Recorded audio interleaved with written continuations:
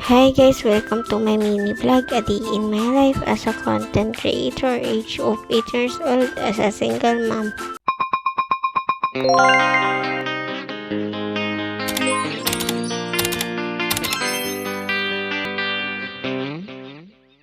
Hi guys, good morning. Pagkagising nga pala namin ni Bibi Ethan ay naglalaro na nga rin pala dyan si Bibi Ethan. Tsaka niligpit ko na nga rin pala yung mga pinaghiga namin nila ni Mama.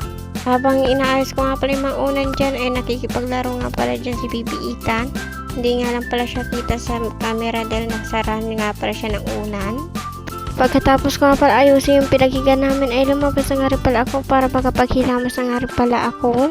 Pagkatapos ko nga pala maghilamas ay punta na nga rin pala ako dito sa loob ng bahay para magluto nga pala ng uulamin. Prito nga lang pala ako ng isda niyan, saka hotdog nga pala. Pagkatapos ko nga pala magluto ay kumain na nga rin pala kami. Kain tayo guys. Wala pa nga pala kami ilaw niyan. Pagkatapos nga pala namin kumain ay lumabas na nga rin pala ako para makapaghilinis na nga rin pala ako sa gilid ng bahay. Si Marlon nga pala wala nga pala siyang pasok kaya siya nga pala yung nag-aalaga kay Bibi Ethan. And umalis na nga rin pala sila ni Marian at sila ni Prince. Hinatid na nga rin pala ni Kuya Mac.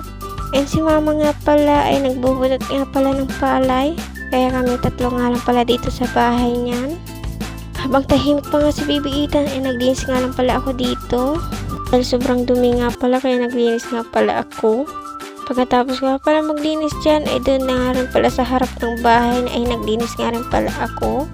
Pagkatapos ko nga pala maglinis doon ay naglinis na nga rin pala ako dito sa harap ng bahay. Tapos ko nga pala maglinis doon sa labas ng bahay ay punta na nga rin pala ako dito sa loob ng bahay niyan. Saka pagkatapos nga pala maglinis ay pinatulog ko na nga rin pala si Bibi Ethan dahil inaantok na nga rin pala siya. Mga 10:30 AM na nga rin pala niyan ay nagugas na nga rin pala ako ng mga pinggan na pinagkainan namin kanina umaga. And pumasyal nga pala sila ni Ate Judy andito ta si Kuya Dagol. Nanonood nga lang pala ng cellphone si Binbin yan ta si Marlon. Tapos na nga rin pala magluto si Kuya Mac ng uulamin namin. Hipon nga lang pala yung niluto niya. Pagkatapos nga pala niya magluto ay kumain na nga rin pala kami. Kain tayo guys. Pagkatapos nga pala namin kumain ay naglalaro nga lang pala kami ni Prince niya. Hindi nga pala pumasok si Prince kanina tanghali dahil masakit nga daw yung ulo niya. Pagkatapos nga pala namin maglaro ni Prince ay naglalaro nga rin pala yung dalawang bata. Kinakalat nga lang pala ng dalawa yung pinaglalaroan nga pala nila. Naghugas na nga rin pala ako ng mga pinggan niya na pinagkainan namin kaninang tanghali.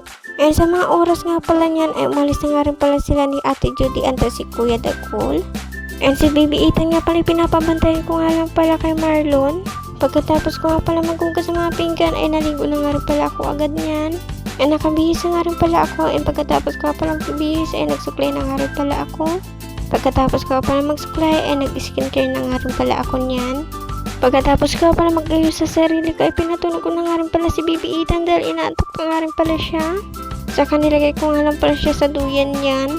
Mga 6:30 PM na nga rin pala niyan ay naglalaro nga lang pala dyan si Bibi Ethan. Brand out pa nga pala sa amin sa mga oras na yan. Dahil may pumutok nga daw kaya wala kaming ilaw ngayon. Saka kumain na nga rin pala kami ng mga 7 PM. May natira nga pala kaninang tanghali na ulam kaya yan na nga rin pala yung ulam namin. Hindi na nga rin pala ako nagluto. Pagkatapos nga pala namin kumain ay pinatulog na nga rin pala si Bibi Ethan. Inaantok na nga rin pala kasi siya kaya pinatulog na nga rin pala. Kaya hanggang dito na lang. Good night. Bye bye. See you next vlog.